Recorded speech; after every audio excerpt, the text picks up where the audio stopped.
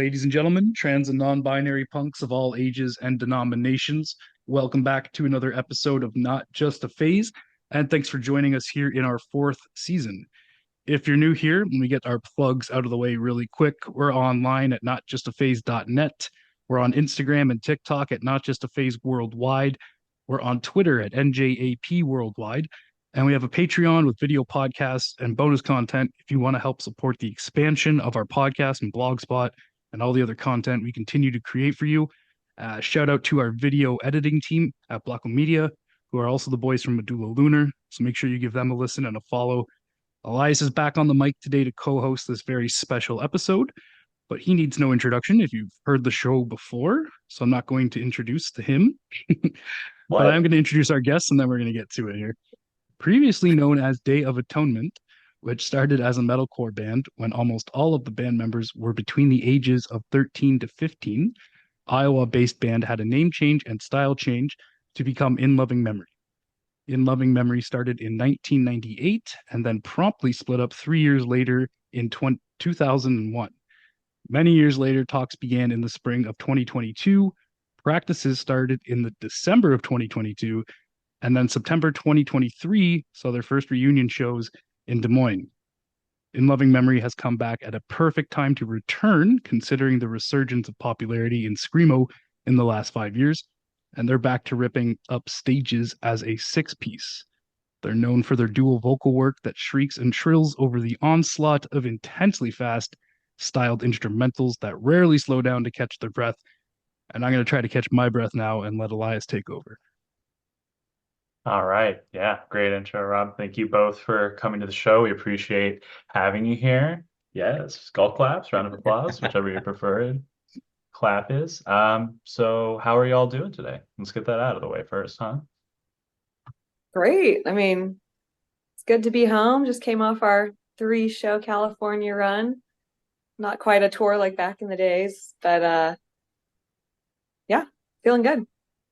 Yeah, I'm catching up from the west to east coast jet lag, which I didn't know was a thing, except for I'm old, and so it's totally a thing. So yeah, we're doing it, but here we are. Awesome. Well, yeah, thank you both for joining us. And yeah, I'm sure a 3-day jaunt it definitely feels different than it did like a little while ago. I'm the same way. When I go to the East Coast, I'm like, gosh, I can't sleep and it's 4 a.m. What do I do? So like, I get it. But for the listeners at home who are maybe completely new to the genre or anything like that, would you both mind stating your name and what you do in the band? My name is Jen Wiley, and I'm one of the screamers for In Loving Memory. I'm Brian Dingman, and I am the other screamer for In Loving Memory. Hey, it's Brian from In Loving Memory. You're listening to our song, Who You Enthrall, on Not Just a Phase podcast.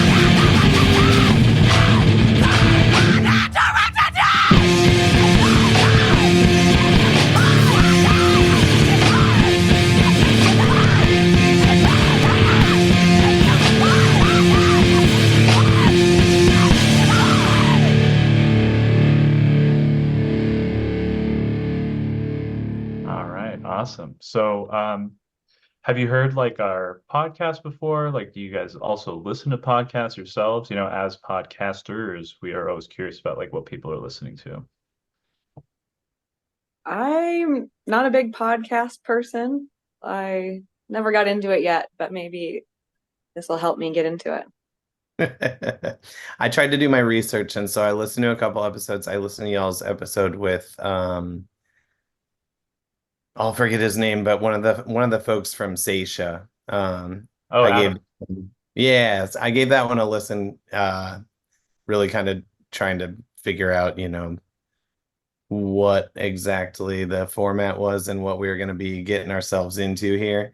But Mhm. I'm also not a big podcaster. I am, however, a dorky fantasy baseball guy. So I listen to a fantasy baseball podcast like almost every day. So I Okay. don't a little bit of both. Yeah, come see, come saw. I get it. Definitely. What about like audiobooks or anything, I know like audio, like someone talking at you, I guess is like kind of what a podcast is. So I would qualify an audiobook as a very one-sided podcast. True. Not Yeah, me. I don't hate an audiobook, but they're usually about like fairies and doing weird stuff. So maybe a little Oh yeah. different than the podcast is gonna go, but who knows? Maybe we'll I get don't know. into We that. we definitely talk about fairies periodically. Well, I don't know if we do it on mic. I mean, Rob and I have a very deep fairy culture in like our personal lives. So Give away all the Okay, then we'll lore. relate. I like that.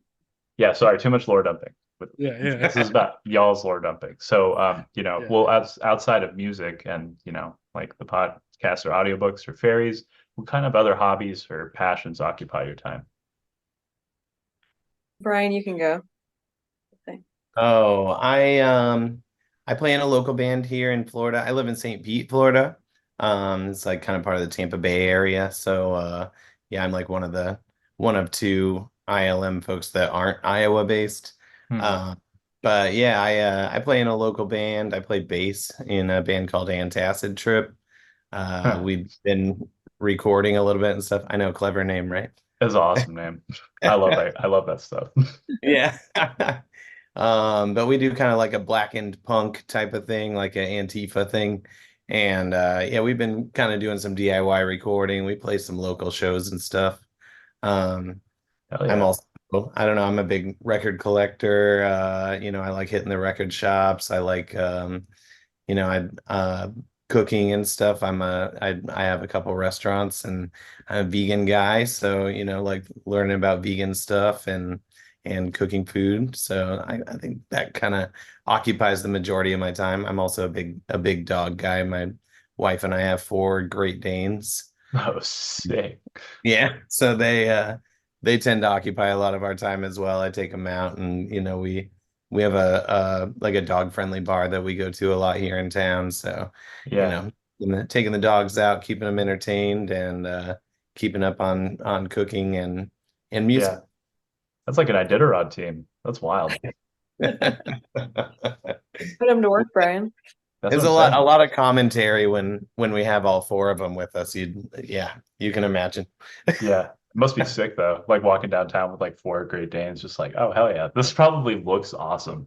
Yeah, this guy looks like a lunatic. Yeah. And then for me, I don't know. I have two kids. I'm married. I have two kids. One's just turned 10 and one's about to turn 14. So they usually hanging out with them and Mhm. kind of getting into their interests. Like today we were out thrifting and Oh, going to fun. like game stores. I like playing video games, although I haven't had much time for that lately. I'm Big sure. into Yeah, see World the of World of Warcraft. Warcraft for us. Yeah. Yep, yeah. So I've been playing that for, like 20 years and Hell yeah. new one's coming out, so I gotta get back into it again for sure. Otherwise, yeah, just kind of hanging out with the fam. We like to go camping and fly fishing and outdoorsy stuff, which is like the opposite of going and playing shows. So it's nice Yeah. get away. Yeah, I'm sure. Oh, that's wonderful. Yeah, it's nice to get out into the trees and just, hear a different type of noise for a while. It's not For just sure. the tinnitus or like riffs. So Yeah. I get it. Um, we like to go way back, and I'm sure everyone you've ever interviewed is also likes to go way back. But um, I feel humorous. Like, can you kind of recall like both of your first introductions to punk music and like kind of what brought you to screamo, and then like kind of what brought you here, and also like the Iowa scene at the time of like the band forming and everything was insane. So like a little like, you know, your experiences in the IO scene would be incredible to hear about as well. Yeah. So growing up, I mean, we lived kind of like out in the country-ish. I mean, we still like, went to like the public school, like with a bunch of kids and stuff, but like kind of like a little sheltered, I guess I would say, and didn't have that many like friends like to hang out with all the time. So then I'd say it was like eighth grade going into freshman year, kind of like finding a couple friends that were like I thought were cool, like into like, skateboarding and music and stuff, and kind of hearing all that for the first time. And then of course like going home and then doing my research so I could be like, hey, I know about this stuff too. Um, Kind of picking up band names and stuff like that. So my very best friend Katie, she actually came out to the California shows with us, which was awesome. Like met her and then she introduced me to friends, and like, that's how we got to know like our little core friend group. So I met Brian and Spencer and everybody. And so me and Katie would like, she knew all the cool bands, and there would be like, there was a punk club that was kind of like in Des Moines, and it's pretty small. It was called the Safari Club, and it had a couple iterations after that too. But I remember like my dad dropping me and Katie off. I don't know, we must have been like 14, 15, just like dropping us off at this punk club, and there's all these like tattooed people outside just ripping cigs, and you go in, you could smoke inside then. And I'm like, thinking back, I'm like, I can't believe my dad dropped us off there, but it was awesome. Like I was like, oh my gosh, like what is this secret world? And you almost felt like you got this like magic key to the kingdom or something. And I just fell in love with it, loved that. And then it was all about finding new bands, trying to absorb everything from then. And I don't know how it like turned into screamo. I think we thought that everybody that was like in the screamo bands, like you would consider screamo today, just look cool. It just seemed really cool. Like, or like, that's it. That's the one. And of course, like us being girls, we're like, those boys are cute. Like, I don't know. So it's probably a little different reason for me than Brian, but we'll see what he says. Yeah, I think Safari Club was definitely pretty formative for all of us. It was actually Paul from Slipknot owned Safari Club, and he had like sold it once it became something afterward. But yeah, I remember going to see Fed by Ravens. There was like one of the first hardcore shows I ever saw, and it was our guitarist Jordan, his brother-in-law Jake was in that band, and Jake was actually like Jake and Jordan's older sister were like really kind of feeding a lot of stuff to us because they saw that we were like interested in playing in bands and being and like playing hardcore music and stuff. So I remember like a lot of times Jordan would come to practice when we were doing like Day of Atonement stuff, and he'd be like, check this out that Jake showed to me. And it was like At the Gates, or I think I remember him bringing like an Emperor CD to practice, and we're just like, whoa, this stuff is crazy. And but yeah, and then like yeah, going to like I think the first actual like hardcore show I saw was at Safari Club in Des Moines, and it was Fed by Ravens and that band Jesuit that Nate from Converge was in. And Jesuit was sick. That show was disgusting. That's fucking awesome. Yeah, I remember we were all like at the very back of the room, like standing all the way back there, like this is really loud. Like and it was rad. And like one of the openers, this guy, one of the openers was this local band called Drip, and like Drip was terrible. Yeah, and like shout out to Screamin' Jay, he was the singer of Drip, and I remember he like jumped off the stage, and he's like this bigger guy, and he comes trudging out, and he like grabbed our bass player Joe by the head and put him in a headlock, and we were all like, oh my god, because we're like 14, and they were like they were trying to be performative, and like but nobody was really getting into it. And so I don't know, it was just like you kind of saw the like the punk venue, but then like the like kind of like dangerous vibe of like punk rock and stuff like that. And we were all just like, oh my god, this is crazy. And but yeah, and then like that kind of segues to Day of Atonement was playing kind of metallic hardcore. We were like ripping off Harvest and Disembodied and stuff like that, like kind of the Minneapolis, like kind of more tough hardcore stuff. And then I think we start, some of the other regional bands started coming through, and I think Spirit of Versailles was really kind of what really nailed it for us. Like we heard Spirit of Versailles and it was like, oh, you can play hardcore and like screamy stuff, but it doesn't have to be like aggressive and mean. Like it can have like an emotional aspect to it.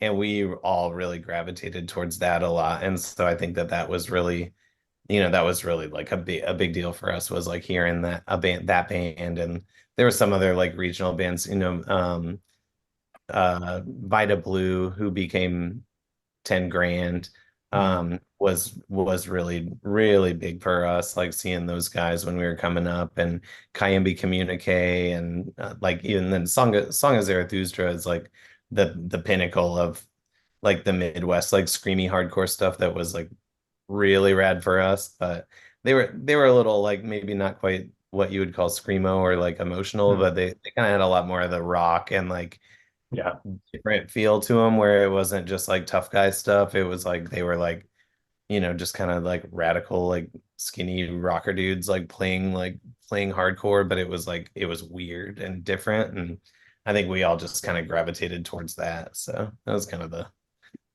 long story of it. Hell yeah. That's so sick though. Damn. And then I think I don't know if I remember reading this, Rob, feel free to flog me if my research game's off. I think Tanner from Spirit of Versailles eventually joined the band, right? Yeah, that was kind of so yeah, so this As It Goes, we played our first show as In Loving Memory actually with Jen on, well, Jen, you might tell, we were talking about this and I couldn't remember if it was the first show or if it was the second show that we did at Universal My Man. first show, I remember it being it was either, it was Safari Club or Harry Mary's. It turned into after it was there. But I think that was my first show. Yeah. That's what I remember at least. But I don't, was Tanner in it yet? So I think the first show that we played was before Tanner actually joined. Like it was just like, I think so too. We played like one or two shows like with Jen on vocals, like as like a second vocalist, as we were kind of transitioning and like changing the sound, like the style and stuff, and like leaning more into like the emotive hardcore, like emotional hardcore. And I think the first one that we played under the name In Loving Memory was with Reversal Man and Combat Wounded Veteran. And like seeing those guys, it just like it really like cemented what we were doing. It was that Revolution Summer tour that those guys did. So I think that tour was 99. And yeah, and then like pretty much like almost immediately after that, I think something had happened with Tanner and Spirit of Versailles' relationship, and Tanner's like kind of like he just kind of like was in a spot where he was ready to move out of Sioux Falls, which is where they're from, Sioux Falls, South Dakota. And so he was like, oh, I think I'm gonna move to Des Moines. And he moved to Des Moines.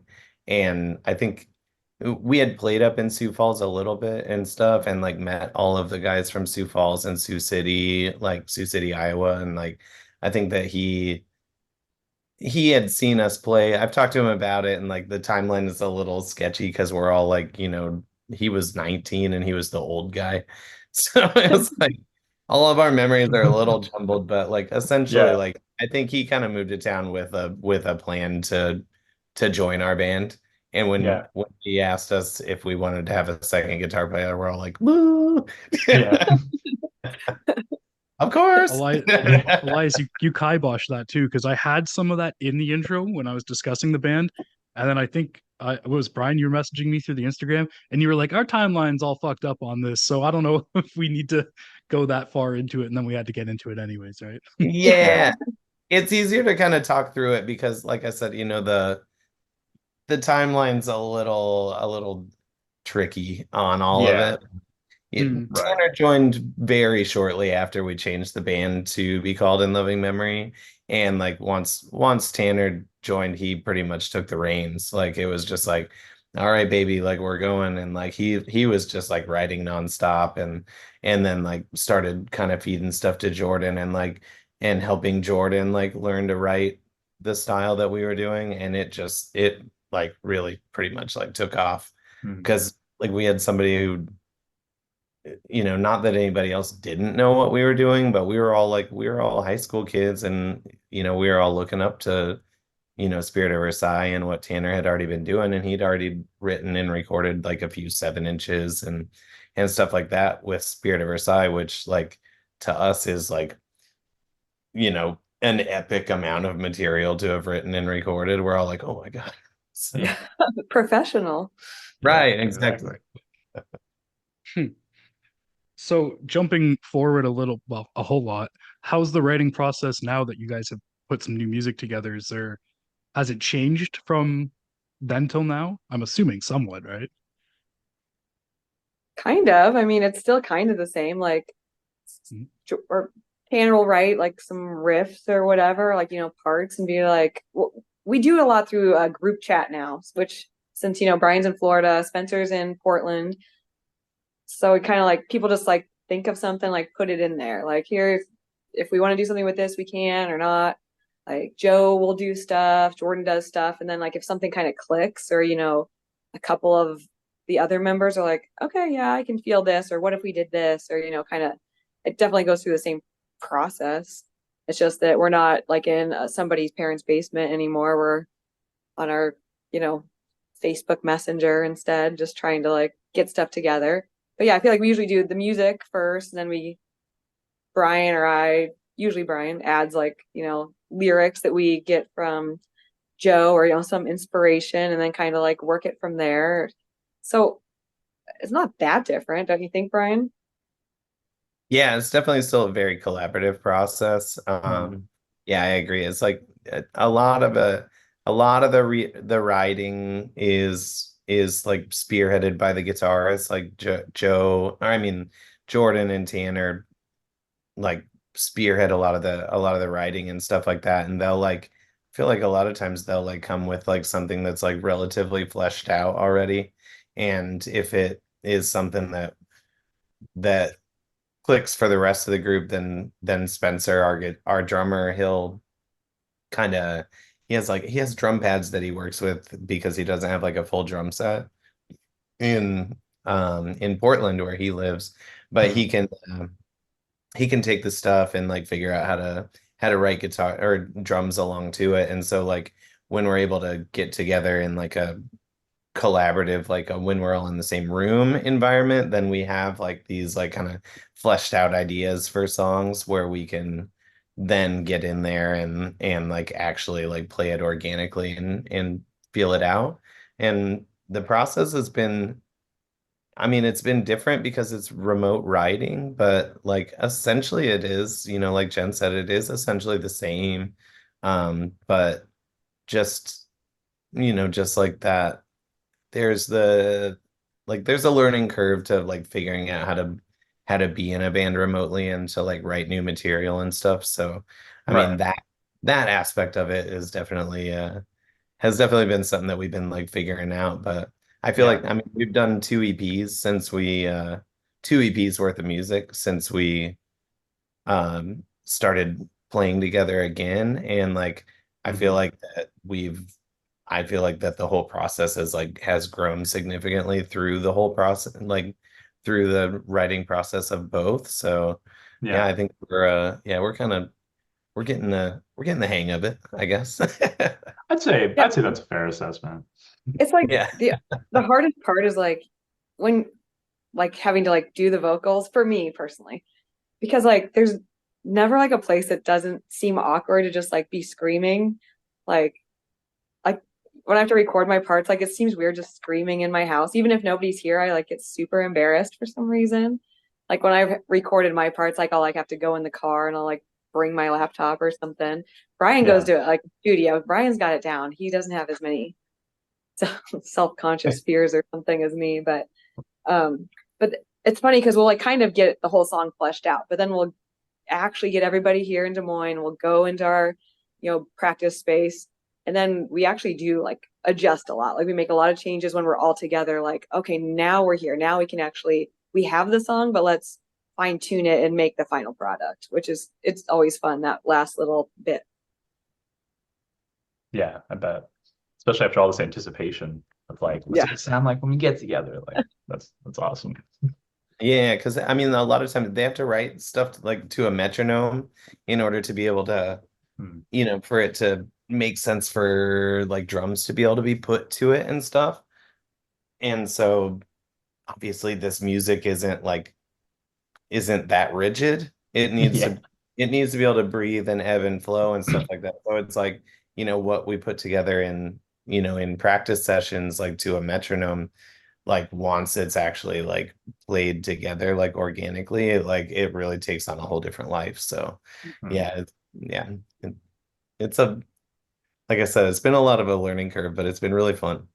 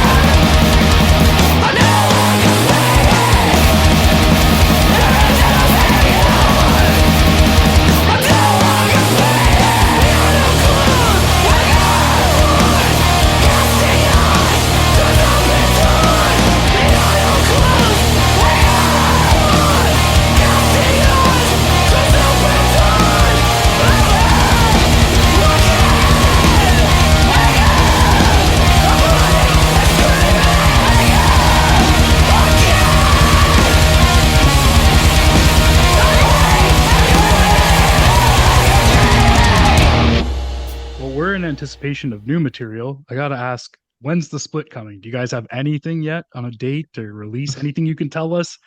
You're still holding out on me? Everything's recorded. I think Widow Dusk has their stuff back. So really now it's just getting it all together. And when we were in California, I was like, send me your stuff for the insert. I mean, like we're in the last stages. So summer, everybody's just, doing their thing. So it's kind of like we tried to be a little more relaxed and not so like we need to do all this stuff, because I feel like it was kind of stressing everybody out, especially not all being together. And then, Widow Dusk, I mean, they're just living their fun little kid lives too. So it's kind of like, what, when it happens, it'll be great. And they played their songs off the split at the show, and we heard them, and they sound great. Yeah, they sounded great. So is it going to be 3 songs each then? You said they played 3 of them? Oh no, I was saying they played their 2 shows at all 3 of the shows that we just played together. But it was cool to hear them do them live and stuff. They had recorded some stuff that I guess that they weren't really all that happy with, and so they scrapped it, and so that's why that there's been kind of a hold up on it, and so they kind of reconvened, got some new materials together, and went that stuff recorded. So I think it's in the mastering process right now from what we've heard. Right. Yeah, so they're the ones I have to harass then. They don't all live in California either, because Jace and Jordan live in New Jersey now, so they're kind of in the same boat as us, where it's a little bit harder. You can't just get over to your friend's house and write some music real quick or anything like that. So it's good. It'll be good, I think. Yeah. We're all very excited for it. Oh, sorry there. I read something interesting about how the lyrics were originally written. Is it still, can you touch on that? And is it still that same writing process for the lyrics? We've always had. No. I'm sure it was about the way Spencer and I used to write lyrics, which was here's my girl Ren is coming up in here. Takes over half the screen. Ren, baby. Hey, Ren. Holy. But yeah, so Spencer and I, a lot of times when we were younger, like we would have a hard time, like, I don't know, tapping into like whatever to be lyricists or whatever. I'm like, I don't know what to write stuff about, you know? And so we would like kind of go through, like we would just like get like weird books like from the library or whatever, and like just kind of like look through it. Like we used to like to get vampire books and like look at the pictures, and then we'd be like, look at these, look at this line, this is cool. And so we'd like kind of just like literally like cut and paste like little lines at together into like into lyrics and stuff like that. Like sometimes like not even really all that intentionally. We just kind of just like pick one and then pick the next one and just pick the next one and just kind of blast it together that way. So I mean, like a few of the classics were written that way, a few of the records on the original discography. But and then since then, like a lot of stuff is written by Joe, our bass player, or Tanner. They have they're both really good at like writing like kind of like long, like kind of epic poems, and then they'll just give it to us and tell us do whatever you want with it, like use it however you want. So I've kind of adopted like a similar process with some of the stuff that is, you know, written organically internally. And then we like with some of the newer stuff, Spencer has a friend named Thomas Cooney, who is a really talented poet, and he kind of pretty much gave us license with a lot of material that he had written to kind of like, yeah, for Gentler Sun, a lot of it was pulled from him, and then like we kind of like grinded his cut and paste thing, but then like we also added stuff, like definitely added stuff that was like, you know, from like the stuff dealing with too, like in like yeah, so like we'll like have a base that we work from, and then we always, you know, add stuff or like have something to say too, we add it in there. Yeah. No, of course. That's so cool. kind of like embellish stuff. Right. Yeah. Like ceramics, you know, there's like you can have the unvarnished vase, or you can paint it, you can glaze it. Like there's a lot of ways to make it into different forms of what it is. I can Sick. You know, like while we're talking about processes, I wasn't sure. I couldn't really find much. Have you, so like the music video thing, like I'm always so like I love music videos. I wish people would do more of them again. Like it's such a like a fun thing. I mean, we grew up in the MTV era, right? So it's like one of those things where it's right, like high production. Like I still remember like waking up and seeing like the first Slipknot music video for Undone. That was like the first time I'd ever seen Slipknot, and I'm like, they're coming apart. What's happening? Like, you know, like Yo, is that the meat locker one with all the like animals hanging in the butcher shop? And no. This was like I think this was like 2004 maybe. It's like it looks like a house party. Everybody's like breaking through the windows and stuff. oh, that's a Yeah, great like video. some crazy Yeah, shit like that was in Yeah. Iowa. Like you could have Yeah. we could all just go there and like be in the video. And some of our friends are in the video. I went to Joe, our one. bass player, is in that video. Elliot is too. He was That's he was awesome. like a forever fill-in guitar player. That's It's so sick. Oh, I was hell like, yeah. we were talking about Elliot and his role in the band, like in the chat ahead of time, and yeah, he was like he's been a fill-in guy for us and dispensing of falsettos forever. But yeah, you can see Elliot in the video. It's hilarious. He comes like busting through a window. And he's like, Yes, That's I so love sick. watching that. And like you point out, you're like, there's them, because it was here in Iowa, obviously. yeah, But Richard's in that one too. Remember Richard? oh my gosh, Richard. Yes, I Yeah. loved him. It's like a I snapshot of I like your love friend music group. videos so much, and like we didn't have MTV, we didn't like have cable at our house growing up because we lived in the country.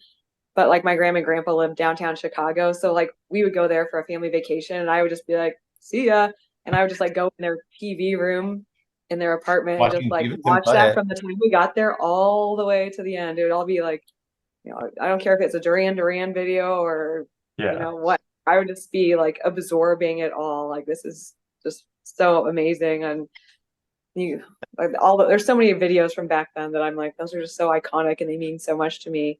So yeah, so then we got a chance to do a music video and we're like, really? Like, okay, is that a thing still? And Jordan's like the I know a guy. And so he knew a guy that was like down to do a video for us when we got a space and like set it up. And that was so much fun. We did that, like we went, recorded the Gentler Sun EP and immediately like packed up all of our equipment, drove to the place where we shot the video, set it all back up again and shot the video. That was the longest day Damn. of our lives. I swear to God. We were Seriously, all how? hilarious, yeah. Oh yeah. Insane. How long was like the shoot? Like that must have been a very long day. Like It was, yeah, it was a couple hours. I mean, we got there. They had like all the lights and all like their video stuff set up. So we just okay. like, had to carry all of our stuff. It was up in like, it was upstairs in like an old Masonic temple or something, some kind of temple thing. So we had to carry everything up there, get ready. Like we're already kind of shot. And then like, they're like, do it again, do it again. And poor Spencer, at least most of us were just like in 1 or 2 shots, like doing our stuff like 2 or 3 times. But Spencer was like in every single one. And that poor guy, I felt like he really went through it, but Yeah, he did it with the team. he did. And he's a star. Truly. Yes. Make sure we let him It know we looked think he's a great star. in it. So Exactly. I've always been curious, what's it like to fake rock out? Because like when they're filming, like you guys are playing, but you're not playing. I know none of that shit's plugged in, right? Was it? we're still playing. Yeah, we're Okay, you screaming. were. Like I don't know Oh, how to like scream and not have it look like I'm screaming. Like Yeah. right. but so we did it that whole time though. Like Spencer, I mean, you can't fake playing the drums. So I mean, he Right. played a Gentler Sun. I don't know how many times, probably 20 times in a row. And trying to like get into it too, so you can make sure it looks good on the camera. They would like play the backing track that we had just recorded, and so we would just kind of do it over that. And Yeah, they brought a Okay. big PA that was just blasting really loud. So you didn't have to play it every Truly a single long day. time then. No, no, I mean, yeah, you yeah. weren't like exactly playing it, but like, yeah, I mean, the Right. drums, like, yeah, Spencer was definitely playing drums, and like, yeah, and then they got the PA is just like blasting like extremely loud, and then they had all the guitars plugged in and everything, but I don't think the guys were like actually, I don't think the volume was actually turned up. I think it was just really a play along to it, but they have it playing like so loud in there that like Jen and I could scream and it wasn't like it didn't feel weird or anything like Yes. that. Just like you're Right. just like like letting it rip. So I guess you never thought you'd be making a music video in this year No or for the way. band at all. Yeah. No, never. That's jokes. That's jokes. All right, Rob. Where Is it time was for you know what? Oh yeah. I haven't Uh-oh. done this in a while, but I went to Reddit. Sometimes I hang out on the screamo thread there and just kind of shoot off that I may be interviewing this band. What would you ask them if you could? And I had a few good ones. Enough underscore reindeer underscore 6177 asks, what do you think about this new Gen Z screamo scene, and how do you compare it to when you first started the band? Which is a I mean, we valid know you question hate it. considering you're doing a split with Widow Dusk now, and you've obviously played with some newer names like Cinema and such. And I love it. When we first got back yeah, together, I'm like, I haven't listened to screamo in 20 years. And I honestly, and then like over the past year, I listen to more screamo now than I ever did back in high school. Like I've embraced it. I love it. I love all the new bands so much. They're so talented. And then when we actually get together and like hang out with them, it just throws me back into, 2000 right again. And I'm like, this is us. Like they're all laughing and like being dumb and making dumb jokes. And like we still do that. And we did that so much back then. Like it truly like brings you back. And honestly, it doesn't feel any different. They're all like experimenting with different sounds and they're all just have all their friends around them. And that's exactly how it was back in our day. And like there's so many talented bands out there. I was so excited that Cinema hopped on that LA show because their new release is so good. I've been just So playing it good. nonstop, So good. nonstop in the car. So Like the kids good. are probably so sick of listening to it, and I'm just like repeat, repeat, repeat. I cannot get enough. And like that set, I was like, this made my weekend for real. Like it was so good. That is so good. I love them. I love Widow Dusk. I love Catalyst. I love Mm. Her Love Beheads Daisies, Bullets Between Tongues. I mean, like I love it. Like it's honestly brought on a new, I don't know, something in me. Like just truly enjoy listening to it. Where back in the day, it's like I liked it, but I probably liked hardcore more back in the day. And now I'm just really into the Gen Z's screamo. So kudos to all these bands. They're so freaking good. Nice. And yourself, Brian, anything to add on that with the Gen I Z or I new love it wave, I too. I guess? think it's yeah. I get less into like I get less into the classic or the modern screamo than Jen does. I always know that that's we we do interviews here and there, and I always pass this question to her because I'm just like, I know Jen loves it. She's fucking about it. Yeah. But being like I'm more like when it comes to aggressive music, I'm more of a metal guy and like a black metal guy and stuff. But it has kind of opened up like a new like kind of realm of music that I wouldn't have really necessarily found myself like looking into or like appreciating and stuff. And so, I get into some of the more metallic or crusty bands in the genre. I get really heavy into that band art agriculture. Oh I, yeah. I love that shit. That That is band like, rules. yeah, that stuff is insane. I really wish like if I'd have had any kind of hand in what we were doing in California, like what bands were opening up, I would just like I really wish that we could have gotten them to play because like selfishly I just want to see them really bad. And Yeah. I live in Florida, so it's like, yeah, it's doubtful that they'll make it down here anytime soon. And the same with like that band, I don't know, as Lagrimas. Lagrimas, yes. God, that band fucking rules. They got like big time His Hero Is Gone vibes, which is like so up my alley. Yeah. So yeah, it's like it's kind of opened me up to some of that stuff where it's like I wouldn't have necessarily like really been like looking at this type of music or whatever. Right. And then like same down here in Florida with like our local scene, like I've, you know, playing in like a, classic screamo band, I'd be like, like, all right, I should see what's going on down here. And like, we've got some Florida bands that are kind of on the come up that are doing some good stuff. So, like Yeah. I'd be going to local shows and like actually like I find myself like kind of trying to go see like the local screamo shows and stuff. I went to a house show the other day that Novelty played, and I was just like sitting in the back of my truck drinking beer, like, ugh, I'm really old. This is weird. Yeah. Like, are you It's gonna like get clowned? that old person panic. Me and my husband saw Widow Dusk last year, and like I was like, I got to get a drink or something to like calm me down. I feel like I'm gonna Yeah. walk in there and there's like somebody's mom's here to pick him up. But it was good. It was so much fun. So I don't know. It's true. It Yeah. gets you out of your comfort zone and like kind of puts you in a it's definitely youthful music. And so I feel like it like I always say like punk rock, being a punk rocker and like being vegan and stuff like keeps you young, but apparently like playing in a screamo band also like keeps you feeling kind of young. Yeah. No, absolutely. And especially if you keep Like doing death it, becomes her. It's the potion. Exactly. And they said before they moved to South America, they said that the Fountain of Youth used to be in Florida. So maybe Fountain of Youth Oh, is I've been actually there. Florida Yeah, screamo several times. bands. Yeah. Oh, yeah. There you go. It's in Exactly. St. Augustine. I know the spot. All right, there you go. Let's blow up the spot. Drop the address. Drop a pin for us, Brian.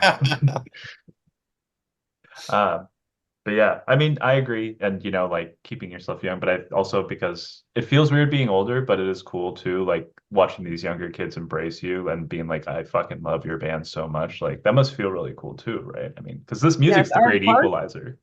our hearts get so warmed, and like anytime anybody comes up to us and they like are like feeling shy and like they're like, oh my gosh, you guys, we love you. Like everybody should be like, please do that because like we're just like, oh my gosh, like we never in our wildest dreams thought that this would be happening, or even like one person would be coming up being like, I love your band. Like, and then these just seeing all these kids like just getting something out of it, because that's how we felt about the bands that we like too. And like we love to hear it. We love to meet new people, like these younger generation. And it's also something like having kids, and like my daughter's into bands and stuff like that. And like just seeing it, like, oh yes, like it's honestly like we all want to like have tears in our eyes. Like it's the coolest feeling ever. And I never thought I would experience it. And it's awesome every single time. It never gets old.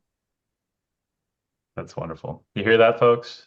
Go see In Loving Memory and go give them love, because it's in the name for starters. But Yeah. we did have one more Reddit question, but I feel like you kind of maybe answered it a little bit, so feel to not espouse too much more. But Steely Magnolia wanted us to ask Jen specifically, what's it like to be the godmother of Scrams? It's great. Everybody always is like, you inspired me, and I'm like, I was just hanging out with my friends, like having fun. It is so cool, I have to say, to see all these like femme fronted screamo bands now, because really it really wasn't that back in the day. Like, I mean, locally it was us and then the Harris Day, like pretty much. I mean, so seeing like so much of it now, like I'm just like, oh, I love it. Oh, I love it. Like, playing with crochet and clay birds and stuff, and I was just like, I love to see it. Like, these girls are fucking cool. Like like it's just been such a swap, I think, from back in the day when it was just like kind of a boys club. And like obviously there's always girls at shows because girls have always liked the same kind of music, but seeing them represented in the music is great. Like, I love seeing it so much. Oh yeah. But personally, I don't know, I don't really think about it that way. I'm like a shy, like awkward, self-conscious person. So I don't know. Yeah, it's great. I love it. And I love if I've inspired anybody at all to get out there and do it, because that's what it takes, is just getting out there and doing it. And it's cool as hell. That's sick. Perfect answer. Also, time to shoehorn in the fairy talk. You're the fairy godmother of Scrams. There we go. We did it. We did it, everyone. Oh my gosh. Somebody needs to write an audiobook about it so I can listen to it. Right. What would be the screamo? What would be the Scrams version of Bibbidi Bobbidi Boo? Actually, you know what? Rob, can we cut that part? Yeah, I'm leaving that in. I'm leaving that in. No, I think the we most should. ridiculous shit you've ever said on the podcast. That's actually the name of this episode. Yeah. This is what I'm using for the trailer. Bibbidi Bobbidi Doo. That's the Gen Z version. We're gonna get attacked by Disney. The mouse will come for us. We're gonna have a cease and desist. Uh-oh. Yeah. Oh man, that's crazy. You mentioned crochet. I got a bone to pick with them. When's the last time they put some shit out? It's been like 2 years, I feel like. You know how these kids are, dude. Widow Dusk broke up like 8 months ago, and they're playing shows. You know how these kids are. They're out there. They're moving at their own pace. No, that's fair. Just let them do what they're doing. I do have to say, like in the comments, everybody's like, I thought you broke up. It's like, okay, get some original material, folks. Just go to the show and enjoy it. Yeah, I thought you liked this music, so do you want it or not? Yeah. A little gatekeepy-ish there. But also, when we were playing before we went on in Santa Ana, Jake from Crochet is from Iowa, and that just blew my mind and warmed my heart. And he's from a tiny town right out of Cedar Falls, so we had a little connection there, and I just love those little weird connections like that. So he was so excited to come tell us about it too. Like when we met them, they were just like, all right, so guess what? Guess where he's from? We're like, shout out to New Hartford, Iowa. Like, I gotta see where he came from, so I gotta get up there. That's sick. That's so cool. All right, shout out Jake, shout out Crochet, shout out New Hartford, Iowa. Hell yeah. Did you both mention you had kids, or was it just you, Jen? Just me, Jordan, and Joe have kids, and then Brian has a bunch of gigantic dogs. 4 Great Danes. 4. Yeah. Oh, okay. Seriously, a herd of Great Danes. So I was curious if your kids think. Oh, sorry. Go ahead, LS. Oh, sorry. One for each horseman. I was curious if your kids thought like your music was cool or if they thought that shit was corny. Like, what do the kids think are cool these days? I'm curious. I wouldn't know. I'm 33, so Um, Elwyn, my daughter, she's about to turn 14. She loves it, and I never pushed her into it. Like my husband doesn't, he was never in the scene. He never liked that. He was like a football player. He graduated the same year as us, but like I never knew who he was or anything. Oh, wow. And like just do like you guys like whatever you like. She just gravitated towards it on her own. I think kind of like through like a she's in the room with me, so I don't want to embarrass you. Like Turn the through like a camera on My her. Chemical Romance journey up through a little, more offshoot Fallout Boy, and then went off, and finding some of the more underground stuff. She's so nice. into it. Like I've taken her to shows now. Like that's honestly got me out into the local scene more. And she goes in the pit. When we played Iowa City, she got her nose broken in the pit when we played, which I felt a little mom guilt, but you know what? It's Touching. cool. That's touching. That's Yeah, that's I a know. Special bonding memory. moment. Yeah. That's awesome. My son, he's like, it's fine. Like going to shows, he's like, it's out, and like he just wants to go home and play Skylanders. So yeah, I don't know. Understandable. But yeah, cool. Skylanders is sick, so It's also funny because I pointed out, so like I have a son and a daughter. Joe has 3 boys and Jordan has a son. And I was like, we could recreate in loving memory with our kids. Like we got 6 and like we could redo it again. So maybe down the line we could try something like that. maybe I the don't genes are think strong. the age gap wouldn't work very well for them. But Yeah, it's way Felix too and much. Elwyn. Yeah, I don't know. Yeah, but okay. It's just a Audrey and I, game. Audrey and I have a niece who's actually the same age as Elwyn, Jen's daughter, and it's really cute. We've been like trying to like push them together. Like, oh, do you want to be friends with Elwyn? Like, you guys should go see a show together or whatever. And like, they actually did go see a show, and we got like some footage of them like rocking out in the front row. And then yeah, our niece, her name's Coral, and she just got a drum set also, and so she's Oh, like yeah. sending videos of her playing drums and stuff. So I think it's cool, like next generation of kids, like whatever type of music they choose to play. Like it's fucking rad to see the kids wanting to rock and stuff. Yeah. Even it's Yeah, not it my was so personal cool. children. It was so cool I took Elle to the show, and then Coral's dad brought her there, and like I was like, Brian's niece, and like just seeing them there, like holding hands, spinning around in the pit and stuff, and I'm just like, this is so precious. Like I was know. like, tears. Yeah. That must be a crazy feeling. That's your kid. Like that's wild, right? It is. I never would have thought that happened. And then I was like thinking back, and I'm like, can I imagine Sue Wiley, like out there, like on stage, and like me watching her, and I can't. Nope. So I guess I have no like concept of how she feels about that. Do you think it's cool, Elle? Yes. Okay. Cool. Sue Wiley good. was actually our hairdresser and back in the day. It's She just dyed dyeing everything our hair black. Oh, hell yeah. Shout out Sue Wiley. Shout out. Big Which would time. be a great name for a screamo band, I might say. Mm. Just throwing that out there. I'm sure Maybe for she'd the love kids. that. Yeah. I'm so glad I asked now. I was half expecting you to be like, nah, they think this shit's corny. Why would you never, think that? That's a you little never know. telling. Kids sometimes will switch up on you like that. So who even It's knows? true. You never know their next move. That's for sure. Oof. That's for sure. Well, we were going on about lovely new memories. Whether new or old, I'm curious if you guys have a memory that sticks out to you as a favorite as a band, either a show memory, a tour memory, or a really bad one that sticks out, whatever just kind of pops up. Hmm. One of the coolest memories from back in the day, it almost reminds me of now, as I guess I never really saw this correlation until this second, is when we recorded our full length back in the day, which we drove up to Sioux Falls and recorded the whole thing. We all were like in different rooms, recorded the whole thing front to the end, never like stopped, never redid anything, just recorded the entire thing.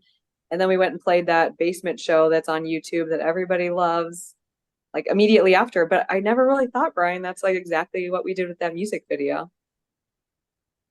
That's so sick. Yeah, that is true. I didn't really think about that either. Yeah, like just going from recording straight to like playing or like to playing a show or whatever. Like, yeah,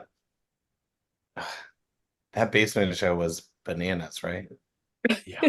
With your white visor, yes, iconic.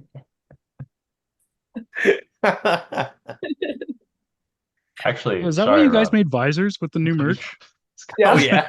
yeah. I was gonna ask that earlier. I was like, fuck, what are they called? I was gonna call them golf What is the visors or like, visor thing about? yeah, Yeah. what are those fucking visors called? It's Well, right on the tip of my you guys are too young, but Okay. back in like, the late 90s, like all the like jocks wore visors and it was usually like Oh upside down and no. backward for some reason. I don't know if it was like Yeah, yeah. the Yeah. Backstreet With Boys the hair thing or gel coming something. out. Yeah. I Yeah, actually I did that when The I was like frosted tip. 6. Yeah, Yeah. yeah. And like Okay. so like Brian like got one to like be like ironic and then yeah. ended up wearing it at that show. But then it was funny because we had the Widow Dust band, like they came and they stayed at our house and Yeah. we drove them to Quad Cities for that show. And then on the way from Quad Cities to the ZBR Fest in Chicago, like Jordan and Jace maybe just Jordan bought visors. And I was like, visors? I was like, remember that? And then when we were trying to think of like some different merch to do for the show, we're like, you gotta do the fucking visors, right? I mean, Yeah, dude. so Throw on your ILM merch when you're out on the links. You know what I mean? yeah. I mean, we're doing taxes, like that's multi-use. Yeah. I think expanding the idea of merch beyond just like hat, shirt, like tote bag is like always a great idea. So visors are sick. The old gym shorts, like I think everybody at the show was wearing those. Oh hell yeah. Those Yeah. are hot. You gotta diversify. We I think almost cut that my- question. I'm glad we didn't now. I think some of my favorite shit that we did back then, like, was so we always all of our shows in Des Moines were at the Botanical Center, which was just it's we didn't play like in the dome like amongst the plants, but they had a little wing off to the side which had like multi-purpose rooms and stuff like that. And for some reason, like the punk kids in Des Moines, like our buddy Scott and Morty and like lots of other promoters and stuff figured out that you could rent these rooms in this like multi-purpose space for dirt cheap. They were like $200 or something like that to rent the space. And so they had like some fundraisers and got a PA, and we had shows at the Botanical Center for years and years, and like became some of the like one of the go-to local bands to open for like anybody that these guys could get while they were coming through. And so it's like we were so blessed to like we got to open for Converge in 1999, like on the Poacher Diaries tour. We played with Botch on the We Are the Romans tour, like in the Botanical Center. Like Reverse Man, Combat Wounded Veteran, like ISIS came through there. Like I think the day after the Botch show, Low played and in the Botanical Center. Like we were just like I just feel like we were like we always didn't think our scene in Des Moines was shit. We were all just like, oh, like nobody gets anything out here. Like we're just like small town guys or whatever. And like, but like looking back at it, it's like think of some of the like the crazy names and like some of the crazy like shows that we got to play, like seeing Page 99 and like, like back then it wasn't so weird for like people to be naked at shows. And so like Page 99 and there's like a bunch of like all your homies are like naked at the show and you're just like right on, like this is what's going on. Like That's the vibe. yeah, some of those memories are crazy. And like yeah, and then onward, like Des Moines had like a strangely like epic and amazing scene that like kind of continued onward from there. I think man, probably the weirdest and like wildest show I think that we might have played was was the Against Me show in like our buddy Jason's attic on the south Oh side of Des my Moines. gosh. You remember that Not one, the one Jen? that got Wow. moved a bunch, or is that a different one? It got moved, like it was supposed to be somewhere, and then like it was like our buddy Nate Fetus, he was like booking Krusty shows. He's like, oh, this band's awesome. We got to do this show. And then it didn't work out where it was supposed to go. And so our buddy Jason was like, oh yeah, well, you can do it in my parents' attic above the like garage. And so we went up there, and I remember we were up there and they like gave us spray paint, and we were like spray painting stuff like on the walls to make it like look punk or whatever. Like they're gonna think it's whack. And then it just smelled like spray paint, like you're just like Yeah. fucking fumes. Like Yeah, I it's honestly I don't even remember it. I think I just like was having Yeah. some kind of like reaction. You were just Like, like high on yeah. fumes. Yeah, Yeah, I was Loving like, I don't Memory. know what's going on. As in Loving Memory, Black Market Fetus, and Against Me. And it was like the first Against Me tour while they were like playing on buckets, like Holy and shit. acoustic guitars like sitting on the floor and stuff. Like it was, Yeah. it was like being able to play shows and see stuff like that was wild. And then and like I think also Jen didn't play the show, but you remember we played that when Joe was a soccer player in the Christian school that a bunch of us went to, and several of us got kicked out of that school. He like their team went and won state or something like that. And so it was like, all right, soccer team fucking won state. And they were like, well, we have to celebrate. Like, how are we going to celebrate? And Joe's like, well, we're going to have a celebration at the school and my band's going to play. And so in Loving Memory played the like the soccer team's homecoming celebration at like our old Christian school. How did And that go? well, Jen couldn't make it for whatever reason, and so Joe Ross, who actually just filled in on drums for us on those California dates, filled in for Jen on second vocal with me. So it was like me and Joe Ross and the rest of In Loving Memory, and we played, and I think we got a song and a half in, and the principal literally like pulled the cord and turned off the power to the whole show. He's like, what is this? Nice. No, that's not happening anymore. Like, Did you tell him it was about the Lord?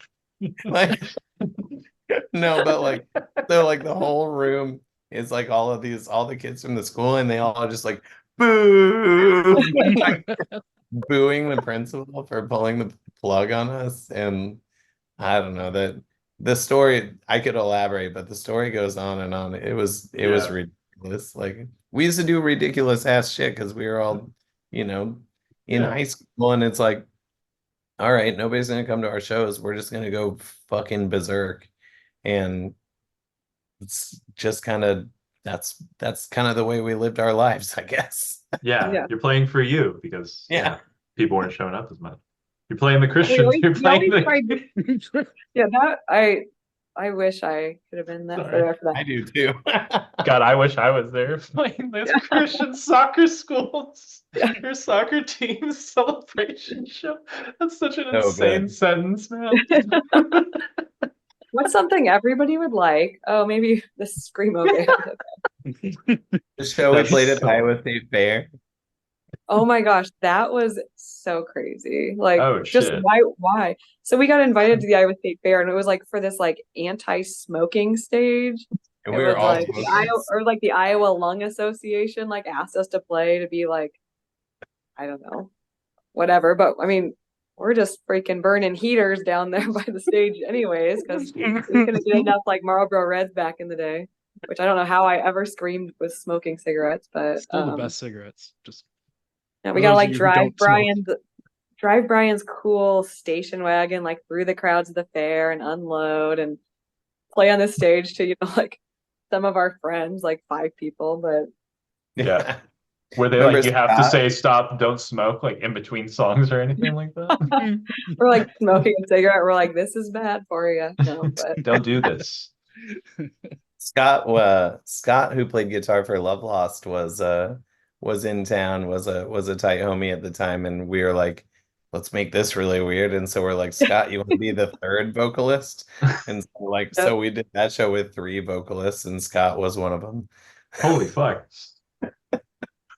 Yeah, that Was was he so screaming funny. lyrics or just screaming? Like, Oh, just where certainly was there just even screaming. room for a third I don't vocal? it's like kind of like we were just kind of all like whatever, like just do whatever kind of a thing.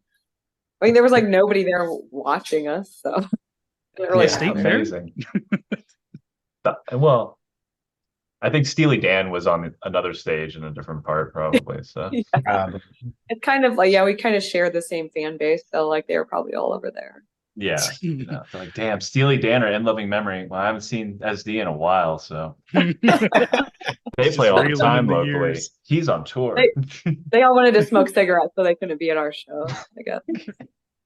That's probably what it was. I'm Oh sure my that's what God. it was. Yeah. That's awesome.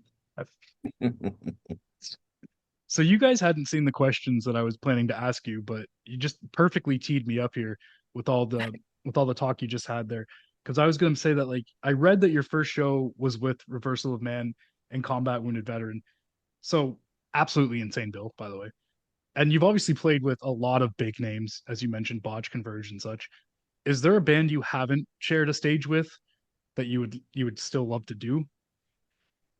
Cave in. Oh, that was quick. Cave Sorry, what was that? In. Oh, Yeah, Cave In. Cave In. Okay. One of Get the my favorite Brodsky albums cosign. of all time is Until Your Heart Stops, like #1 for sure. That Mhm. and I mean for screamo bands, would be fun to play with Orchid. That was like our favorite screamo band back in the day. So Yeah. We're gonna be playing with Seisha Possibility. at Dilly Dally. They were also like high on that list, but Oh, hell yeah. can't wait for that one. we're Oh, so I stoked. bet. So Dude. stoked. Yeah. Dilly Dally looked like so much fun. I don't know if you all saw footage from last year. And goddamn, wish I could have gone. It looks like such a blast. Those fests look like so much fun, so I'm sure you guys will have a blast. And yeah, seeing fucking Seisha. The crazy thing about Dilly Dally is like, so we had played our reunion shows both here in Des Moines, and they were really more of like a high school reunion with all of our friends. Like they were so much fun, like seeing people, came from everywhere to like come back and like see us. And it Yeah. was like, with our buddies. And then going to Dilly Dally, like we'd never been out of Iowa or like a city that touched Iowa because our parents wouldn't let us. So that was our very first show, like out of our comfort zone. And we had no idea what we were going into. We're like, oh my gosh, like we're playing second to last. These kids probably don't even know who we are. And like we like set up our merch and like people are buying merch. We're like, this is like strange. And then we like get up on stage and like everybody like is like there was nowhere to even go. And we like just all looked around and we're like, wait, they do know who we are. Like this is awesome. And honestly, that kind of like the push that we needed to be like, okay, let's just keep doing this and see where it goes. And it was during that show that we planned this California run. Like our two Jordans, Widow Dusk and In Loving Memory Jordan got together and they were like making moves, and now we planned that and we just came off that, and like it's just like so fun looking towards the future now for sure. That's so awesome.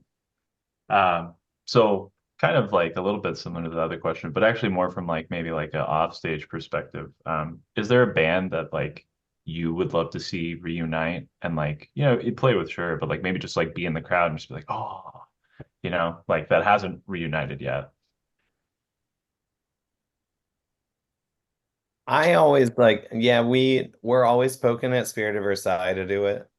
I think everybody like in the band and like obviously like outside of the band and stuff Yes. are poking at Spirit of Versailles to do it because we would just selfishly really love to fucking see them play again. Yeah. I always bring up seeing Song of Zarathustra again. I think that they're so underrepresented in the scene, and like it's Yeah. crazy like talking to some of the younger kids about like like, oh, what band would you love to see reunite or whatever, and they like, or like what band do you love from Iowa or from like the Midwest scene. Like I feel like Song of Zarathustra is like somehow like these like are unsung heroes of the scene back then. Yeah, I mean those two Definitely. immediately pop to mind. Reversal of Man, of course. I'd love to see that. It's hard to say if it would ever happen, but I'm business partners with Jeff from who played bass in that band, and I'm like regularly kind of poking him about it, like, hey Yeah. Jeff, are we gonna see Reversal or Man reunion sometime? Like, check out the responses we've been getting and stuff. So I mean, we'll see if they can ever make something like that happen. But those three immediately popped to mind for me. I don't know about Jen though. Yeah, I mean, I agree. I mean, it'd be fun to see Love Lost. I don't think that's ever happening, so there's probably no even point to ask. But Don't tell me that. I don't need to hear that. yeah, it's probably not. So I hate to The inner shatter workings your are dreams. hard, are Yeah. tricky. No, I know. It's so hard because like you grow up and everybody moves and they have lives, and it's hard for us to get out more than 4 times a year because No, of everybody has course. their jobs. And I don't know. I'm trying to think of other people that I would absolutely love to see. I would love to go see some bands that are together, but if they just played like their albums from pre-2000. But Mhm. although it was cool to see that Hope's Fall I love so much Yeah. that they played like the Satellite Years and like put out all that stuff. Even though my favorite is Frailty of Words, they'll never play those again, but one can dream, I mean, never say never, right? right? I You don't told think me they like will. if you told me 5 years ago that I'd be talking to In Love and Memory because they just played in California and I got to see them, I'd be like, "You're so full of shit, dude. Bands don't do that." True. I would have told you the same thing. Yeah. Like, yeah, keep dreaming, bud. No. Yeah. Yeah, I'll just wish for it every night before bed. So there you go. Time to talk some fairies about it. Second fairy yes, reference. We're Hey, making this work. there we go. I like that. Oh man. So we got a couple standard questions we ask every guest that we have on the show. And with you guys not have heard the podcast before, this will be interesting. Maybe you want to take the little ones out of the room, Jen, if you want to give an honest answer for this one. I always like to ask, what's the Get out most of here. illegal or dangerous thing that you've done in your life that you're Uh-oh. willing to put on a public I've probably already podcast? told Ellen about everything. So Oh, okay. illegal. Very honest. Or dangerous. And or dangerous. Or Oh. dangerous. Yeah. That you're willing to put on a public podcast. Ooh. Don't incriminate yourself too Willing to put on the public podcast is Yeah. that's yeah. We've had to add that. We've had to add That's the that because we've kicker. had a few people like hit us back and be like, you know what? Actually, can we Can you like take that whole thing out? Yeah. I would say in general, without giving any specifics, definitely stealing. We had some sticky fingers back in the day for sure. respect? Mm. But I really can't Respect. probably go into that. I don't want to get in trouble. That's totally fair. Yeah, I have gotten in trouble for some things, but other things no. But Yeah. I think almost everybody in our band has actually gotten in actual trouble for stealing, like legal trouble. But Hell isn't yeah. that Hilarious. it seemed kind of cool back in the day, but It not that still cool. is. It still is. If it's like Target, like if it's like a big corporation, it's like, yeah. Yeah. Mom and pops, no. But like everyone else, yeah.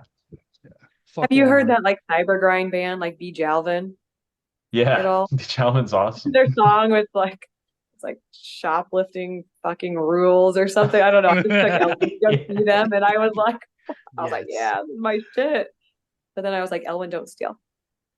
Yes. Fair. Yeah. It is illegal. Yes, it is illegal. It's bad. It's bad, And Ellen. so is smoking cigarettes. So don't do that, kids. Yes. Because I noticed a lot of people smoking cigarettes at these California shows. I thought we were past that. But anyways, Yeah. Brian, what about you? Do you have anything you want to dish? Mm. Oh. We don't want to get canceled or something. So No, I of mean, course. yeah. Well, I mean, Most of it did involve stealing stuff. Yeah, we were big thieves back in the day. I think those some of the guilty parties have already had to pay for it. So I don't know if we can really get into details, but we Fair. used to love to. This is probably dangerous and involved in underage drug use and stuff. But when we went to Des Moines Christian School, we used to really love to so that it was attached to an actual like church that had a stage and like an extremely high catwalk. It was probably like, I think the catwalk was probably like 3 stories high. Oh And shit. so, like, yeah, so when we were in school there, like a lot of times during lunch break, we would go to the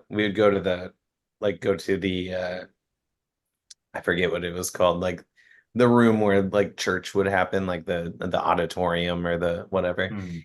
And you could climb the ladder up to the catwalks up there. So we were just thought it was really funny to climb the ladder way up to the catwalks, which was like an extremely high ladder. It's actually making my hands sweaty right now thinking about it because No. I get really afraid of heights. But we would climb all the way up there and we'd shimmy across the catwalks, and then there was like a spot where you could climb out onto the roof up there. So we used to always really love to like go up there and fuck around and like just like be little shitheads. And the first time I ever smoked weed was with Spencer. And Spencer had smoked weed before, Spencer, our drummer. And he was like, all right, you ready to smoke weed? Like, let's go up to the catwalks, we can go smoke weed on the roof. And so we No, climbed no, way, it's such we a bad climbed, idea. we That's climbed Couple like, of bad boys. so that's such a stupid fucking idea. I The high know, school, these are high schoolers, Rob. yeah. I So know, we but climbed up. jeez. Well, and we All were of our ideas freshmen. were stupid. All of our ideas were stupid. Oh. We were freshmen, and so we're like 14, 15. So we climb all the way up, like 3 stories up, and like shimmy across all the catwalks. And then like Spencer's like, all right, I got enough weed to roll like 3 joints. And so we like roll up 3 little joints and then climb up onto the roof, like outside so they can't smell the weed. And then we smoked all 3 joints. Oh my God. And then we have to like shimmy back down and like crawl all the way back down this stupid catwalks and like all the way down this stupid fucking ladder. And I remember by the time we got down to the bottom, I'm just like in the weed zone. Because you remember the thing when you're a kid that they tell you that like the first time you smoke weed, you don't get high. Yeah. Yo, we got high as fuck. Yeah, you smoked through Of course you did. joints. Of course you did. And so we're like, all right, let's go to the gas station, get some sodas. So we drive to the gas station. We just had to sit in the car, like geeking out for a while. I don't You know know. what's funny? So like our reunion shows, our first one we played the Botanical Center. Our second one we played the gymnasium of that school. Oh, that Brian's hell yeah. It's so like Des Moines Christian moved to a different school, and so that's just like a multi-use space now. So we actually played in the gym of the school that Brian's talking about, where they all went, The same partially spot to that high school the and all same the way spot through. that they pulled the fucking plug on us. Yeah. Does it still have the catwalks up there? Oh shit, we tried. Like while we were there, we were like, oh man, we gotta go explore. But very smartly, they've put a lot of blocks I was Yeah. gonna say, so you've on learned everything. nothing. Yeah, so yeah, we couldn't get access to any of the old spots, but we sure as shit would have been trying to climb up there if Oh, we'd hell had yeah. access to it. This Fucking this The only- auditorium the has only- so much history. The only other thing I could think of would be just a lot of like streaking or stuff like that, like Yeah. it was like kind of like acceptable back in the day. Obviously, we never do it now, and like it was mostly obviously the boys, but like that kind of stuff. It was Yeah. we just had a lot of fun. We were teenagers, we would like drive to like this small town that was like kind of like, I don't know, 15 miles away, and like try to like incite the like cowboy jock guys out there. And like I remember one time they chased us all the way back to our friend Katie's house, and like her dad had to come out, and like I don't know, it was just. Were you there, Brian, for that? When we went to Dallas Center, and like those guys chased us all the way back in their yellow Jeep. Back to Katie's house. Yeah. Denny had to That's come like out. Danny had to Spencer, go out like, there and yeah, chase Danny them was off. like talking to him, and Spencer comes out of the garage door and he's like, suck it sideways. And he may or may not have like been fully clothed. I don't know, but Yeah, Spencer would probably be butt naked. yeah. Or through high V. Didn't you guys like have X's on your nips, like and like run through Oh there? I yeah. don't know. We've had a lot. Yeah, It's a lot of like just fun, Shenanigans. fun memories and loving memory. So Wow. It's the most nudity any of our episodes have ever had. So, Oh, Yeah, we were probably. naked a lot. Yeah, we were Yeah. very naked. In loving nudity. I mean, but don't do that anymore. No, not no, good. no, no. Dude. Well, Looking back, now, yeah. yeah. Now they just like you get on a list. Like they literally just put you on a list if you're over the age of 18. So it's like they're pretty We're ruthless not nowadays. over the age of 18. The other people looking at us should have been on the list probably. Oh, Jesus. Post shows all the time. We used to always there's this crappy lake that's like filled with catfish called Sailorville. And So like gross. That's lovely.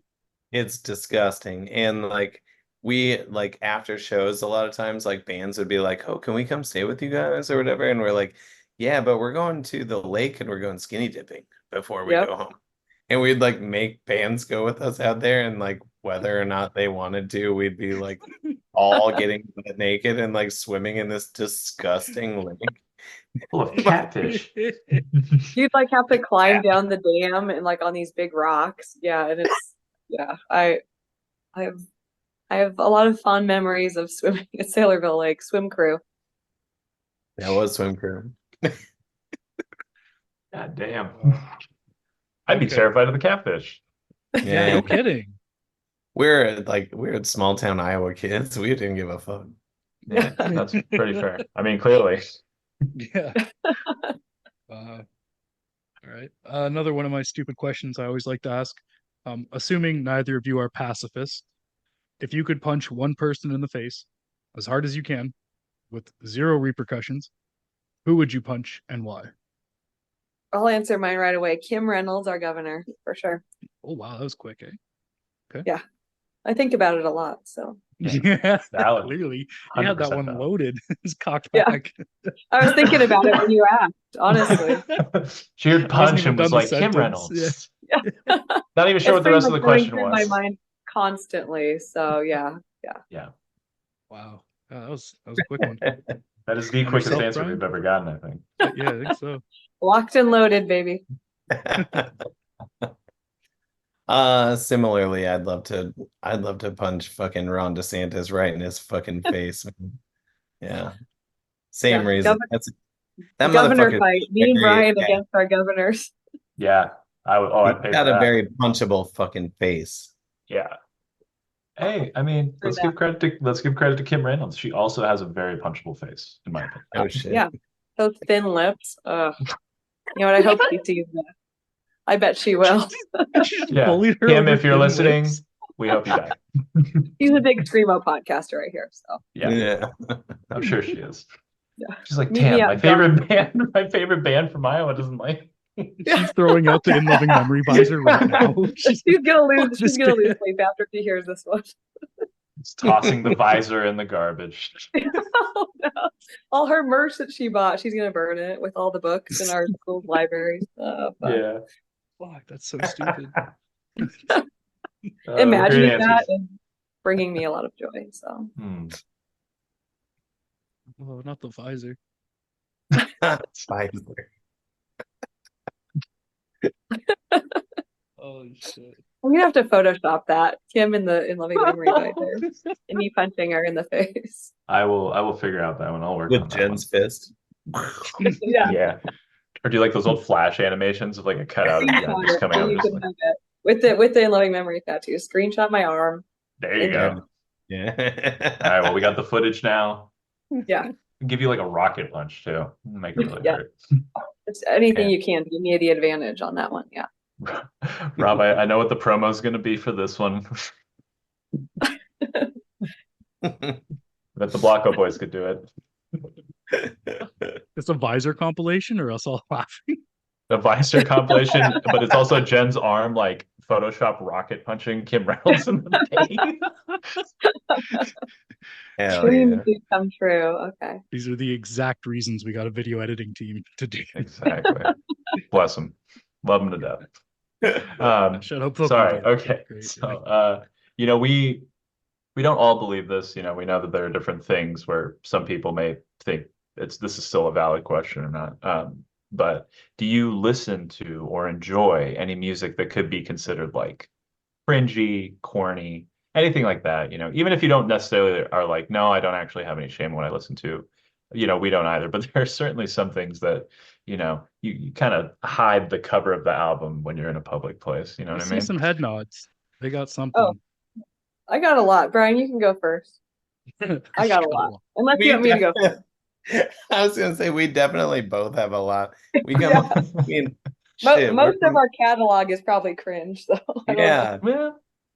We grew up we grew up with nothing like in Iowa and stuff like that. Like you don't have punk roots or anything like that. Like we weren't listening to anything cool whatsoever. Like when we were little, like I promise you.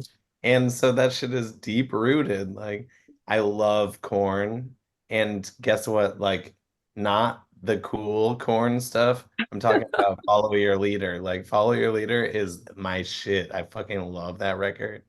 I love Elwin just perked up when you um, said that. yeah, she said, what whack shit do they like? Like, Oh hell. same, yeah.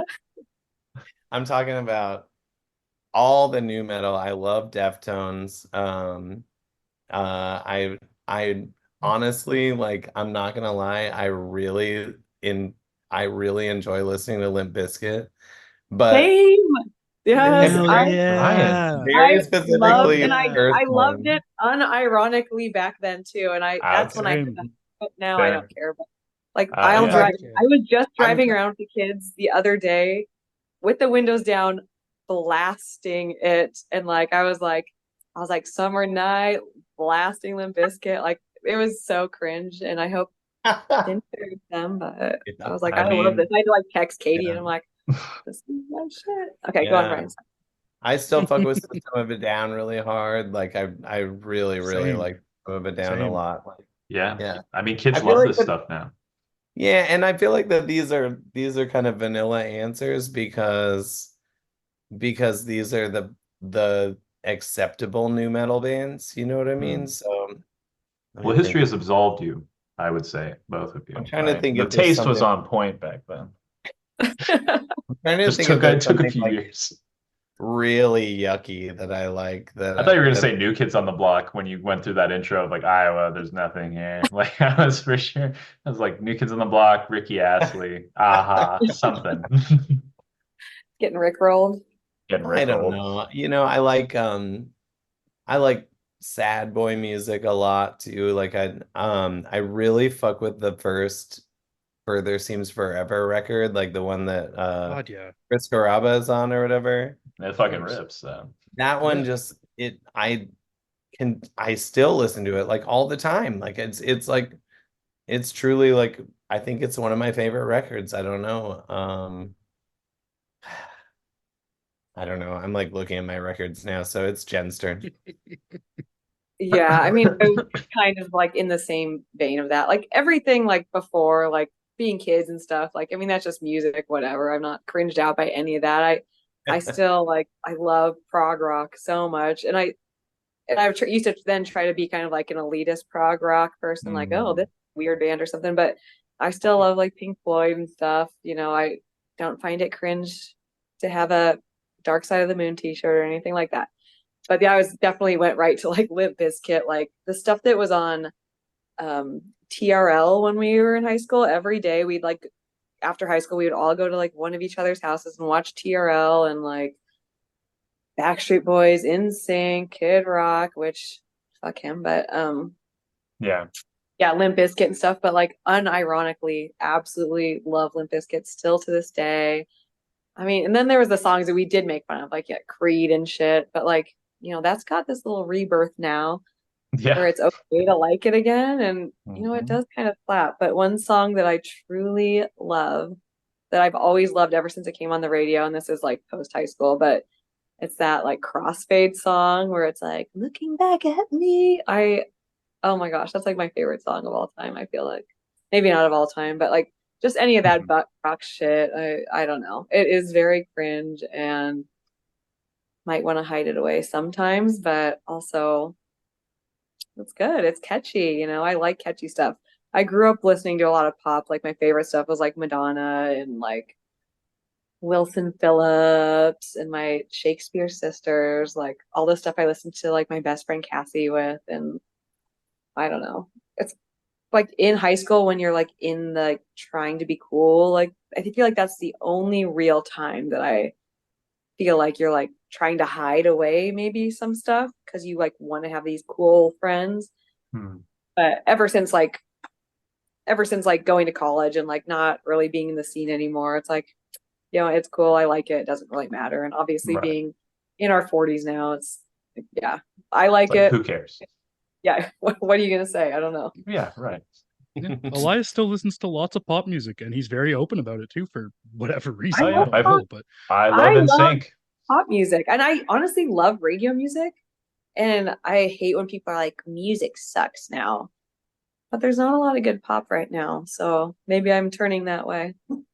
Maybe some of the big label radio pop is not very good, but some of the like more interesting stuff is definitely still underground. I mean, you mentioned Bedalvin earlier, and I was like, hell yeah, Oh my 'cause gosh, that shit. so good. Yeah, we went to the coolest cyber grind show in Iowa City.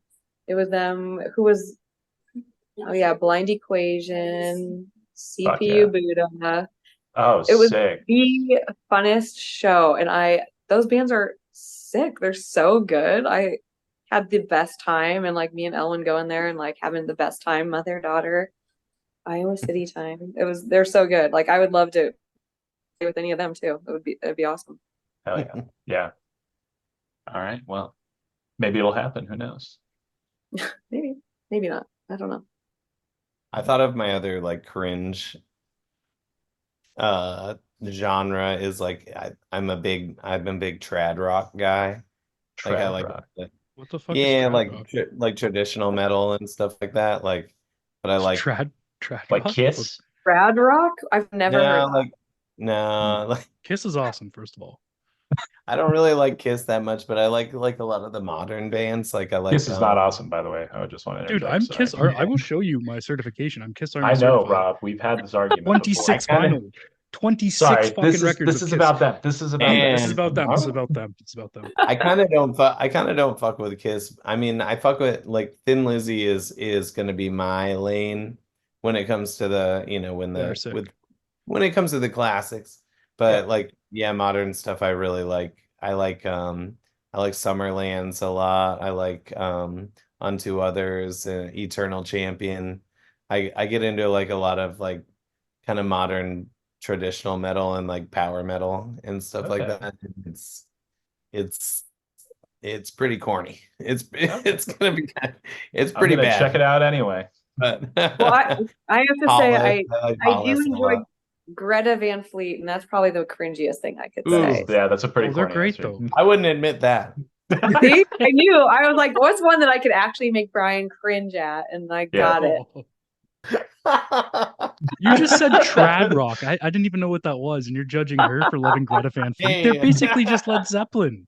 It's amazing. just No, Zeppelin I worship, I like, know, but I like it. You know what I Yeah, like. no, I mean they definitely do the hey guys, don't you miss Led Zeppelin thing very well. we're doing If it. But they like were that's still like the around, yeah.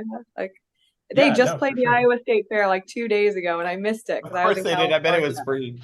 free. They played the no smoking stage. I was gonna say I bet there were That's only great. 5 people there. Oh, no. Okay, there Oh, you go. no. There's your material right there. You can all laugh. Perfect. All right. Yeah, that's going in the promo too. No, but I did actually see a video of them playing the Iowa State Fair. There weren't a lot of people there because Steely Dan was playing on the other side of the fair. Yeah. I like that's your Reel 'em in the go-to. ears. I'm a I big don't know Steely why. Dan guy. Okay. I guess Well, I am. He's kind of trad rock, I hear. So There you go. Trad rock. New term I picked up today. All right, cool. There you go. Go with it. What do we have Okay. next? Yeah. So we always like to ask in a more sentimental, like on a more sentimental note, you know, if you could give the whole world a gift of some kind. You know, some people say happiness, someone gifted the entire world Xbox 360s one time. Other people have said like, you know, ideological things. Like if you give the whole world a gift, what would it be and why? I wasn't prepared for this. Yes. This is We kinda can't, we deep. like to lead you off guard and then come back with the hard stuff. So Can we say Steely Dan or? yes, Okay. that is a very acceptable answer. Oh my goodness. Brian, you have to go first. Unless Trying I to think think of something. what would be the good gift to give to the entire world? Everybody Hmm. gets it. Yeah. Every Mm, single person receives this item. Yes. Well, it doesn't have to Item. be Mint doesn't or have a to be a symbol. tangible item. Yeah. oh, Could be a concept, could be a belief, like a hope, Ideology. Yeah. ideology, an in-loving memory visor. Um, Definitely that. A windbreaker. yes. That would be Um, Jordan's Yo, that would be answer. dope. That would be dope. Bands I don't make guess I windbreakers like they used to. did you get an in loving memory one? They're fire. Yeah, 515. Rob. Shout out. I guess I would give everybody the feeling of safety because think of all the people in the world in just that feeling of security that I feel like we get to have. And we're kind of the cause of other countries not having that feeling of safety, which fucking sucks. And I personally just feel helpless against it. But if I could gift that to everybody somehow, which it's like, yeah, at world peace kind of an answer, which is stupid, but Hmm. truly, if I could give that, it would be that, I guess.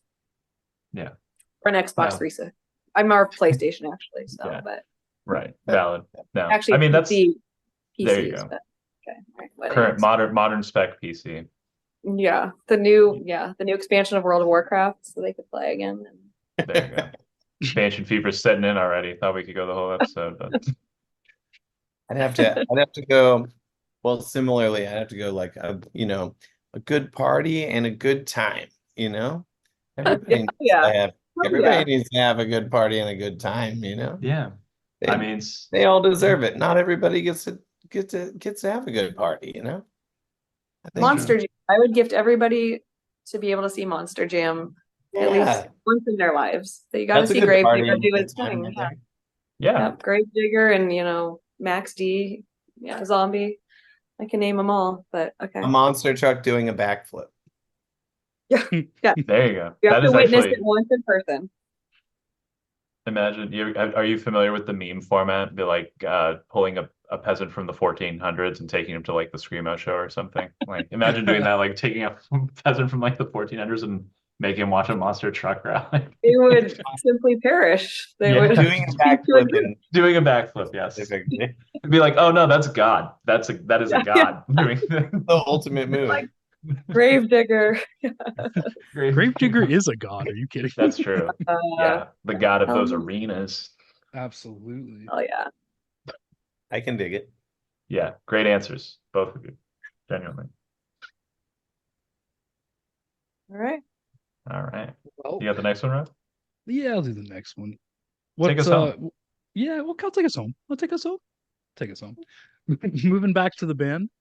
What's the next big goal or accomplishment you guys want to reach as a band? Like, is there a certain venue you've always wanted to play? Maybe a different state fair, or like a new milestone a new milestone you guys want to hit Like a before calling lymphoma society concert or something. play a pro smoking concert or something? I don't know. Whoa. Yeah. Yo. Hell yeah. Get big Come full tobacco in your circle. back pocket. Marlboro I'm trying to get sponsored, sponsors this season. concert. Yeah. It'll be like back like the Super Bowl 1986 with all the Marlboro signs. Oh Right. yeah. Big I shout out really to want to play Marvel. Texas. We are half our fans in California, half in Texas. I really want to do that. Hopefully we can make that happen. That's my answer, I guess. Good one.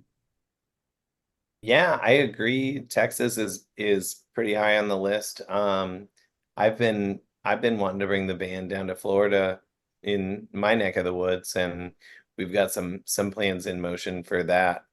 Hell yeah. Which is really cool. I don't know if Florida's the biggest scene for it, but we will find out. But Miami, I think, right now is having a hot yeah, time.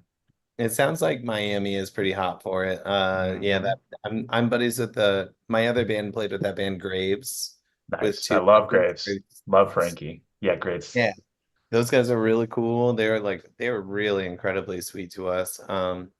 And yeah, and Napoli, like I was talking about. So yeah, I'd love to get down to Florida. But yeah, I think Texas is big. Um, it'd be, I mean, total pipe dream, but it would be insane to get a chance to like go overseas somewhere, like get a chance to play like Japan, or I think Europe would be really big for us. I think like more than like kind of the more eastern end of Mhm. Europe is like pretty hot for this stuff. Definitely. That would That's be so fun. Yeah, Oh, yeah. complete pipe dream because it's just like there's so many moving parts in this band. It's not we're not young, there's like Jen's got Yeah. the kids. I have two businesses, Jordan's got two businesses, Yeah. Joe's a doctor. Like it's just like there's so much to it, but like, if it were something that we were able to pull off, like it would be incredible to get a chance to do something overseas, but I Definitely. I'm not holding my breath. Well, maybe the stars will align in some way. All right. Let's do a little promo time before we say our goodbyes. What's coming up for the band this year? You got any shows? Anything you want to plug coming up? Yeah, so we're doing Yeah. you want to hit it, Jen? No, you Go. go. Okay. So we got Dilly Dally Fest. We touched on already. It's the second year of it in Philly. That's coming up mid-November. We're gonna do like a little 3-day thing surrounding that show, including Brooklyn and Providence, Rhode Island. Oh, yeah. So really looking forward to that. And then that's gonna be our last of this year. Hoping to have the 7-inch in hand by then, if not available for pre-order, especially like leading up to those shows. So yeah, the split 7-inch with Widow Dusk. Um, and then we have another split 7-inch, or we're hoping to do split 10-inch. We already have our material recorded for it. The other band hasn't been announced yet, so we gotta keep that in the pocket. But with any luck, that'll be also available, towards the end of this year. So yeah, we're trying to put out 2 splits before the end of the year. And then Damn. like that little East Coast run. And then yeah, going into 2025, we've got Florida on the docket. And with any luck, something in Texas and a potential another West Coast thing. But those, nothing's really hammered out, so it's really not something we can really divulge any details on because Of that's not course. really Gemini's department. But Yeah. yeah, we No, we've definitely. we're trying to keep to like a kind of a regimented schedule, which is like, is workable for everybody in the band to make sure that we're maintaining a healthy relationship with between doing the band and like in our own personal lives and like in our personal, commitments and Yeah. careers and so on. So yeah, that's kind of the long story short. Very cool. So I any will last also, sorry, I will also what? say really quick though, since you guys toured in August, you might be able to line it up perfectly. You guys would kill it at New Friends Fest. So just putting that out there. I'm sure That would that be fun. you were on the I'm in the forum they have on Discord. You were a relatively popular request for next year. So Oh, okay. We'll keep just our eyes out. throwing that out there. New Friends is Virginia, right? Toronto. That's the Toronto. Yeah, Yeah, Dark So Days, Dark Nights in Virginia. we got asked that's this year, but we just couldn't make it work. We all wanted to, with schedules, we just couldn't do it. Of course. No, totally makes sense. But we were yeah. so stoked that they asked us, honestly. Like we were all like so bummed when we couldn't make it work. Yeah, yeah. Well, who knows? Hopefully in future coming years. Yeah, for sure. Yeah, if the time lines up next year around the same time, I think that it might be it might be a little more doable. I think it was just like a little too short of notice this year with like what we kind of already had on the agendas and stuff. But Of course. yeah, I don't think it's out of the question for next year if we're invited. Okay. Yeah. We'll see. Right? They were like, they said no. Never again. Here. So, any last shout outs, plugs, causes, anything you want to speak on? And now's your time, and then we'll play an Shout outro out song on the to audio Greta podcast. Van Fleet. No. Shout out Greta Van Fleet. Shout out Steely Dan. Shout out to Monster Jam. I have to say, shout out to Widow Dusk, Old Ghost Spirit doing these 3 Cali shows with us. That was insane, and the other bands we played with. So much respect for One Way Mirror. You know, I love cinema. Crochet, awesome. Claybirds, fucking awesome. Kiowa, hell yeah. Thank you for printing my custom Kiowa Hawkeyes shirt. And then shout out to all of our friends and family that came with us. And the family we left at home. I'm so sorry, Ellen. I think Jen pretty much nailed it. Yeah. All right. Awesome. Oh, shit, Well, that was it? that was it. Done. I'm gonna cut it. He's got a feely Okay, it's dance recording off to again. get It's to. recording no, again. Thank you. Thank you for coming on. to chat. There we go. All right. Thank you Brian threw guys. me off. He's just Thank like, no, she nailed you. it. And I was like, okay, she nailed it. That's it. Let's call it. I was like, Yeah, wrap. no, but we really appreciate you making the time. We're sorry about the last time when it didn't work out. That was on me, by the way. Kind of on Rob, with probably being very humble.